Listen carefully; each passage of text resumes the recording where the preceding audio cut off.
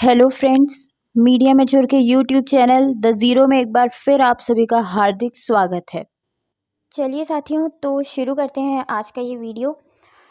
ये हमने पिछली बार देखा था कि कैसे पीएसीएल ने कहा है कि वो आपकी पसंद से आपसे पूछकर आपको उस राज्य में प्लॉट देती है जहां आप चाहते हैं, यानी कि तमिलनाडु की जो भी संपत्तियां हैं पीएसीएल की, वो सब आपकी इच्छा अनुसार वो आपको अलॉट किया करते थे। और प्लॉट अलॉटमेंट भी जो आज दिखा रहा है स्टेटस में आप लोगों के, वो भी आपकी इच्छा अनुसार दिखा रहा है। अब देखिए इसके आगे पीएसीएल क्या कहती है सेबी से। इसके आगे पीएसीएल सेबी से बता रही है कि हम जो है कस्टमर को बहुत सारी सेवाएं देते हैं, बहुत सी सर्विसेज देते हैं उनके पक्ष में जो हों, उनके काम आए। उनमें से एक ऐसी भी सर्विस है कि ग्राहक की convenience, peace of mind and sense of security के लिए, यानी कि उसको आराम मिले, उसको ज़्यादा दौड़ धूप ना करनी पड़े, पीएसीएल उससे स्पेशल पावर ऑफ अटॉर्नी पे साइन करवा देती है, जिसके तहत जो उसकी संपत्ति है, ग्राहक की संपत्ति है, उसके संबंध में पीएसीएल जो भी डॉक्यूमेंट सिग्नेचर या जो भी, जैसे आप लोग को कंज्यूमर कोर्ट में बोल दिया जाता है कि 10 लोग हैं तो 10 लोगों की तरफ से हम आपको एक एप्लीकेशन बना के देते हैं, जिसमें हम किसी को नियुक्त करते हैं कि हाँ अब ये जो है अधिकृत वार्ताकार है हमारी तरफ से, ये हम 10 लोगों के लिए कोर्ट में जाएगा, जो भी बोलेगा ये 10 को मंजूर होगा। वैसे ही ये आपसे special power of attorney sign करवा देती है। इसके आगे आपकी संपत्ति पे जो भी उनको फॉर्मेलिटीज़ पूरी करनी होती हैं, कहीं कोई दस्तावेज साइन करना है, कहीं कुछ, तो आपकी तरफ से पीएसीएल ये करती है ताकि आपको दौड़ धूप ना करनी पड़े। यानी इतना अच्छा काम पीएसीएल करती है, इससे आपका समय बचता है। और ये जो है ज़्यादातर ये लोग तब करते थे जब सिचुएशन ऐसी आ जाए कि ग्राहक को संपत्ति ऐसी जगह पे मिल रही है, ऐसे राज्य में मिल रही है जहां वो रहता ही नहीं है। Customer is not residing in the same state where the plot is situated, यानी जहां संपत्ति है वहां ग्राहक नहीं रहता। तो मेरे को बताइए ऐसी कौन सी सिचुएशन थी जब पीएसीएल ग्राहक को उसी के राज्य में संपत्ति देती थी। हर केस में ऐसा ही होता था, जहां ग्राहक रह रहा है उसको संपत्ति इतनी कोसों दूर दी जाती थी कि जहां वो सोचे भी नहीं, आधा % भी उसके दिमाग में ये ख्याल ना है कि मैं ये संपत्ति ले लूं। इतनी दूर की संपत्ति है, कौन ले, उसकी देखभाल कौन करेगा, कल को किसी ने इसके ऊपर कब्जा कर दिया तो, या हमारे बगल वाली संपत्ति, हमारे चारों ओर की संपत्तियां वो लोग पीएसीएल किसी को बेच देगी तो हम आएंगे जाएंगे कैसे अपनी संपत्ति पर। हर चीज़ देखनी पड़ती है, तो वो आपके लिए ऐसी ही सिचुएशन लेके आती थी कि ग्राहक कभी संपत्ति लेने के लिए हाँ बोले ही नहीं। लेकिन यहाँ क्या लिख रही है, कभी कभी जब हम ग्राहक को किसी दूसरे राज्य में संपत्ति देते थे तो ये सिचुएशन आती थी, तो हम स्पेशल पावर ऑफ अटॉर्नी से साइन कर लेते थे। बाकी ज़्यादातर तो हम उसको उसके घर के बगल में ही देते थे दूसरी संपत्ति, ताकि वो आराम से अपना वहाँ घर बना के रह सके। और ये सब पीएसीएल कस्टमर एसोसिएशन में किसी ने भी इसका खंडन नहीं किया उस बात का। वहाँ वो लोग भी ग्राहकों की तरफ से जाके वहाँ पे हाँ कह रहे थे। इसलिए वहाँ सेबी में माना कि जब कंपनी भी अपनी बात में अटल है, ग्राहक को भी कोई दिक्कत नहीं है, क्योंकि ग्राहक की तो खुद यहाँ पे जो एसोसिएशन आई है वो खुद कंपनी को सपोर्ट कर रही है, तो ग्राहक को तो मतलब कोई दिक्कत ही नहीं है, वो तो खुश है। और इसीलिए आज लोढ़ा कमेटी बनी है। इसके अलावा यहाँ पे लिखा हुआ है कि ये जो है पीओए, पावर ऑफ अटॉर्नी, जो आपसे साइन कराई जाती थी, वो एक एप्लीकेशन फॉर्म और एग्रीमेंट के ज़रिए साइन कराई जाती थी, लेकिन ग्राहक को पूरी स्वतंत्रता थी, यानी कि एक निवेशक पूरे तरीके से स्वतंत्र था। अगर वो चाहे तो ये स्पेशल पावर ऑफ अटॉर्नी पे साइन ना करे, यानी कि पीएसीएल को अधिकृत ना करे, बल्कि उसकी जगह पे जितनी भी फॉर्मेलिटीज़ होंगी वो भाड़ा खर्चा करके अपने राज्य से, जहाँ पे संपत्ति स्थित है उस राज्य में जाए और खुद अपने सामने सारे एग्रीमेंट और फॉर्मेलिटी करे। यानी कि ग्राहक के पास ये अधिकार था कि भाई आप फॉर्म ना भरो, आप आओ सीधे सीधे भाड़ा खर्चा करके तमिलनाडु में आओ, वहाँ पे आप साइन वाइन करने के लिए हमको मत करो, भले आप अधिकृत। यानी ये दो तरीके की फैसिलिटी देती थी, या तो आप खुद आओ या तो हमको अधिकृत करो तो हम आपकी जगह साइन करें। अब इसके आगे पीएसीएल कहती है कि हमारे जो ग्राहक हैं वो बहुत अधिक संख्या में हैं, इसलिए पीएसीएल ने ऐसे लोगों की संख्या, ऐसे ग्राहकों की संख्या ही मेंटेन करके नहीं रखी, लिस्ट बना के नहीं रखी, जिन्होंने इस स्पेशल पावर ऑफ अटॉर्नी में साइन नहीं किया। यानी कि इस समय इनके पास ऐसा एक भी ग्राहक नहीं था, किसी भी एक ग्राहक का नाम ये लोग वहाँ नहीं बोल सकते थे जिसने इस स्पेशल पावर ऑफ अटॉर्नी में साइन ना किया हो। यानी कि कोई भी ऐसा निवेशक नहीं है जो अपने राज्य से भाड़ा खर्चा करके इनकी उस राज्य में जाए जहाँ पे संपत्ति स्थित है, क्योंकि वास्तविकता में इन्होंने ऐसी कोई फैसिलिटी दी ही नहीं। वो कभी कहते ही नहीं थे कि आप चलो संपत्ति देखो और फिर सारे डॉक्यूमेंट आप खुद साइन करो। वहाँ का रूल ही ऐसा था कि आपको अधिकृत करना ही पड़ेगा पीएसीएल को। लेकिन यहाँ पे ये अपनी बात बना करके और कह रहे हैं कि ये बहुत समय लगता है इसमें और बहुत मुश्किल होता था ऐसे ग्राहकों की छटनी करना। तो हमारे पास ऐसी कोई लिस्ट मौजूद नहीं है। जो बोलता था उसको हम बाकायदा लेके जाते थे काम करा के, लेकिन रिकॉर्ड में मेंटेन हम नहीं करते थे ऐसे ग्राहक, क्योंकि बहुत अधिक थे। यानी पीएसीएल अपनी बात को ढक रही है और इसमें उसको सपोर्ट कौन कर रहा है? आप लोगों की पीएसीएल कस्टमर एसोसिएशन। इसके आगे यही कह रही है पीएसीएल दोबारा कि स्पेशल पावर ऑफ अटॉर्नी करने के लिए कोई भी बाध्यता नहीं थी और ये जानकारी ग्राहक को उसी समय दी जाती थी कि भाई आपकी इच्छा है। यानी एग्रीमेंट साइन करते समय जब ग्राहक ने पेन उठाई तो ये लोग पहले ही बताते थे कोई बाध्यता नहीं है, करनी है तो करो साइन, नहीं करनी तो भले चलो तुम संपत्ति देखने, वहीं तुम ही साइन करना, ठीक। और अगर उसने स्पेशल पावर ऑफ अटॉर्नी में साइन कर दिया तो जो कंपनी है वो किसी एक व्यक्ति को अधिकृत कर देती थी, उसको भेजती थी साइन वगैरह करने के लिए, सारी फॉर्मेलिटीज़ पूरी करने के लिए।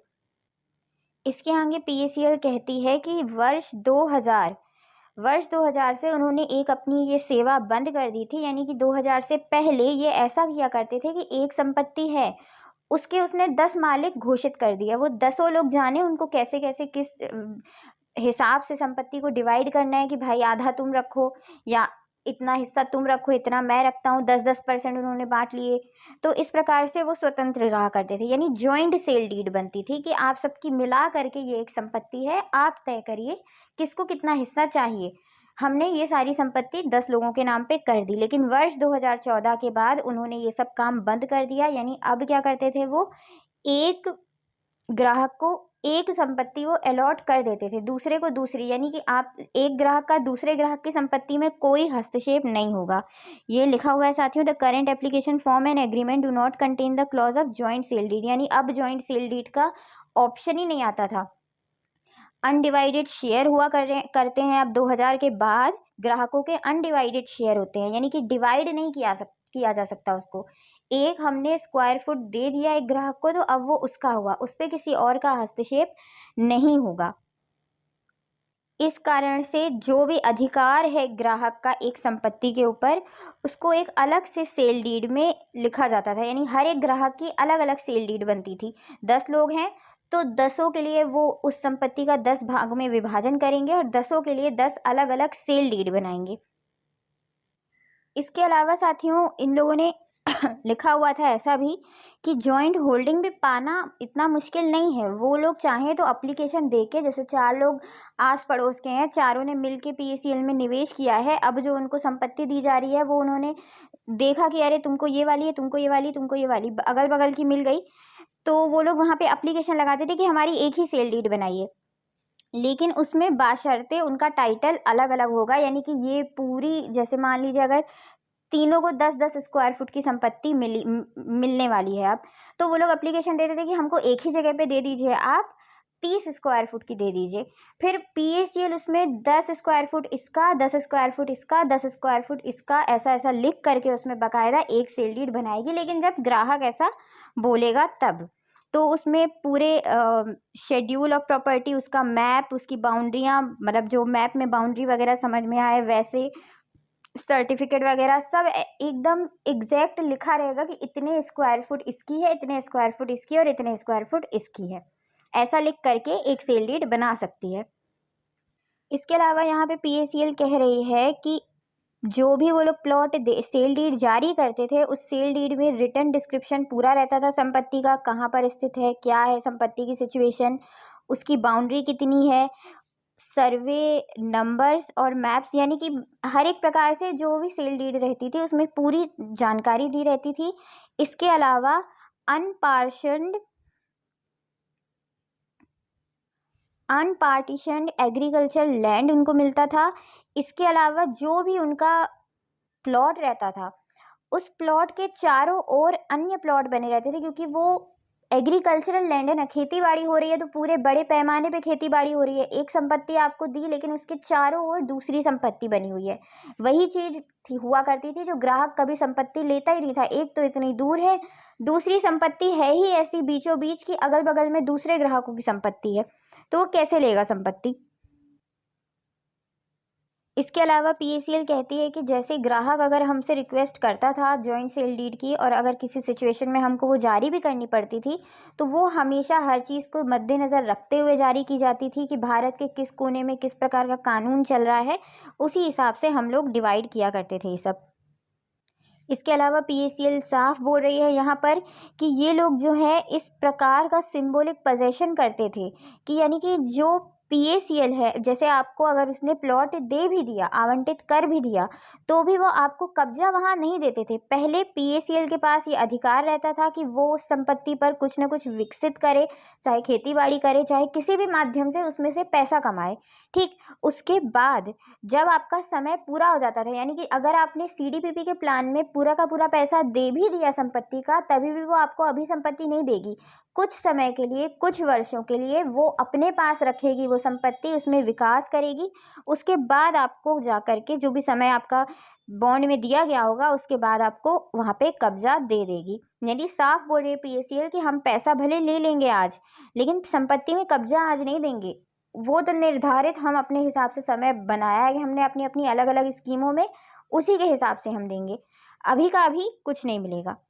इसके अलावा पीएसीएल यहाँ पे बोल रही है कि PACL holds a first charge over the land. पहली जो अधिकार है वो पीएसीएल का है संपत्ति पे, as security for the pending instalment. वो इसलिए नहीं देती क्योंकि जो पेंडिंग इंस्टॉलमेंट पे, यहाँ पे ये आईपीपी की बात करी है, आईपीपी हो या सीडीपीपी हो, प्लॉट तो पहले आपको वैसे भी नहीं देती थी, लेकिन आईपीपी की बात करिए कि इंस्टॉलमेंट ही पूरी नहीं होती थी तो हम कैसे दे दें। तो सिक्योरिटी के तौर पे हम वो संपत्ति रखते थे, और जैसे ही ये पूरा पैसा मिल जाता था तो हम ग्राहक को दे देते थे वो संपत्ति। इसके अलावा पीएसीएल कहती है कि पीएसीएल जो थी वो मेंटेन क्या बस करती थी, एक्टिव कस्टमरों की लिस्ट, यानी जो ग्राहक काम कर रहे हैं, जो हर महीने आपको किस्त पे कर रहे हैं, यहाँ पे सिर्फ उनकी लिस्ट मेंटेन करती थी।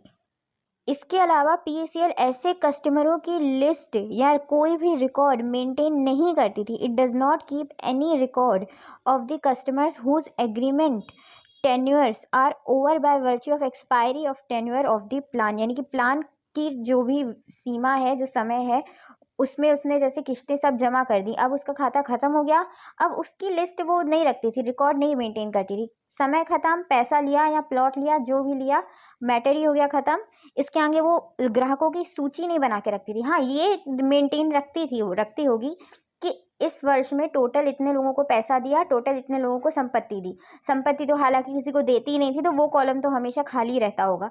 तो पैसे का बस इतना कि साल भर में इतना लिया, इतना दिया। ग्राहकों के नाम मेंटेन नहीं करती थी, ऐसा खुद बोल रही है। चाहे वो समय पूरा होने के कारण वो खत्म हो गया हो अब एग्रीमेंट, उसकी भी सूची नहीं बना के रखती थी, या टर्मिनेशन बाय पीएसीएल, चाहे आप डिफ़ॉल्ट करते हो कुछ कि भाई 6 महीना हो गया आपने किस्त ही नहीं जमा की कोई, तो फिर वहाँ से वो क्लोज कर देती थी, उसका भी कोई रिकॉर्ड नहीं रखती थी पीएसीएल।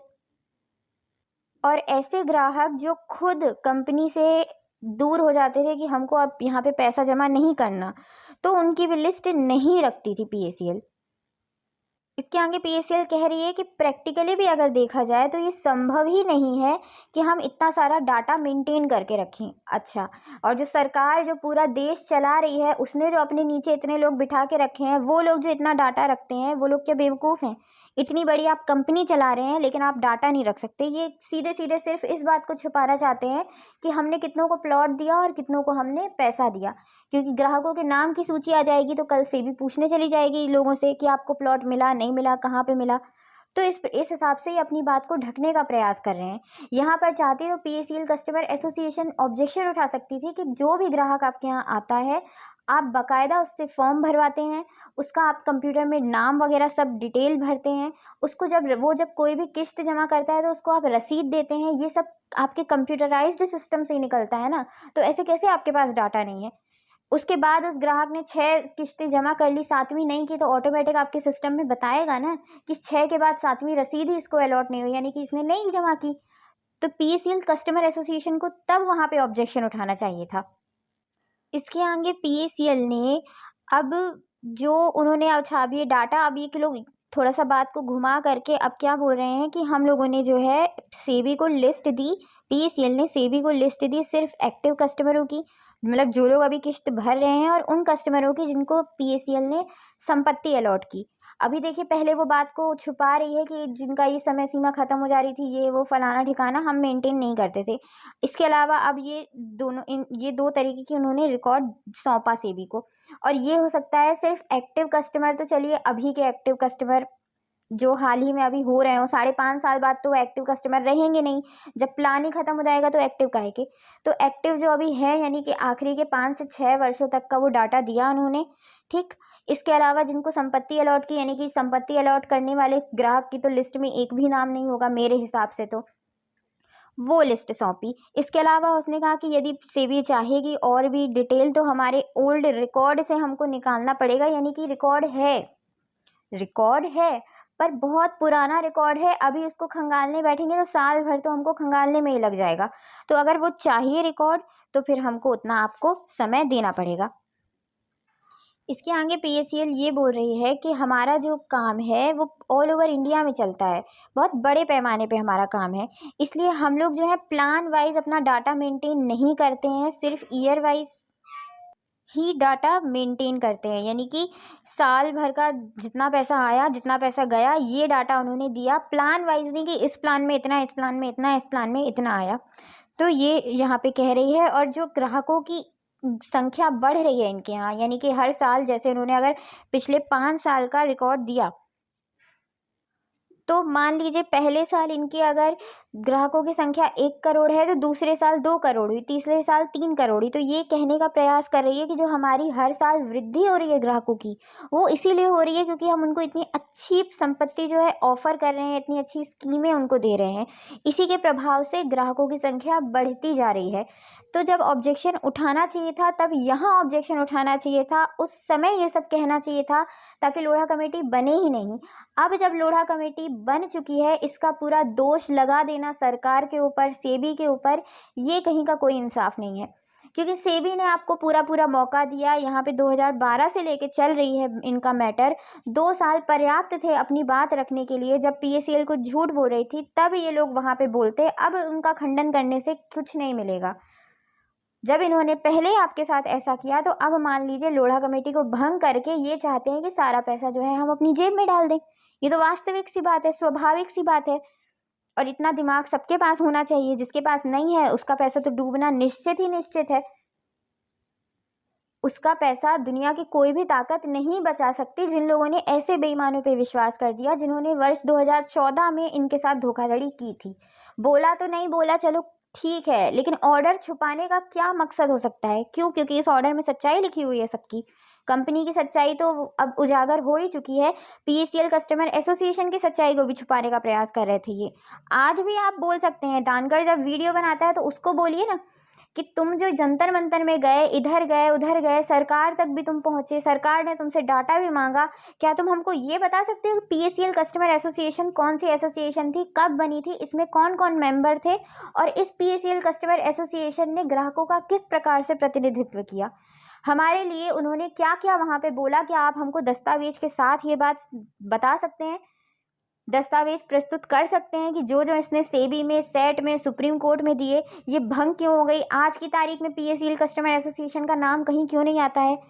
क्यों इसके जितने भी मेंबर थे वो तितर बितर हो गए? और इसकी जानकारी हमको पहले क्यों नहीं दी? ये सब प्रश्न आपको पूछने चाहिए, ये पूछने के बजाय कि भुगतान कब मिलेगा। भुगतान कब मिलेगा से पहले भुगतान क्यों अटका हुआ है ये समझिए, और उनके प्रश्नों के उत्तर खोजने के प्रयास करिए, उसके बाद भुगतान मिलेगा, ऐसे भुगतान नहीं मिलेगा। चलिए साथियों, बहुत बहुत धन्यवाद हमसे जुड़ने के लिए। फिर आपसे मुलाकात होगी और आज एक लाइव वीडियो बनेगा। इसमें मैं आपको वचन पत्र की डेडलाइन बताऊंगी। आरटीआई की डेडलाइन तो आपको पता चल चुकी थी। 30 मई 2022 शाम को 5 बजे तक का समय था आरटीआई के आवेदन देने का, और 31 मई 2022 शाम को 4 बजे तक का समय था आपको आरटीआई की पेमेंट करने के लिए। जिन लोगों ने कर दी है उनके हम लोगों ने पहुंचा दिए हैं ऊपर दस्तावेज। आरटीआई बन रही है। 25 से 30 कर्मचारी बिठाए गए हैं आरटीआई के लिए, और अब 2 तारीख शायद ऊपर से बस कंफर्मेशन आ जाए एक बार, उसके बाद वीडियो बनाया जाएगा। 2 मई 2022 अंतिम तारीख रहेगी आपके वचन पत्र के आवेदन के लिए। उसके बाद 25 से 30 कर्मचारी अलग से वचन पत्र बनाने के लिए भी बिठाए गए हैं। वो लोग आपका वचन पत्र कंप्लीट कर देंगे। आपके समय रहते हम लिफाफे वगैरह भी सब बनवा के 10 से 12 तारीख को आपके रवाना करवा देंगे। बहुत बहुत धन्यवाद साथियों। जय हिंद, जय भारत।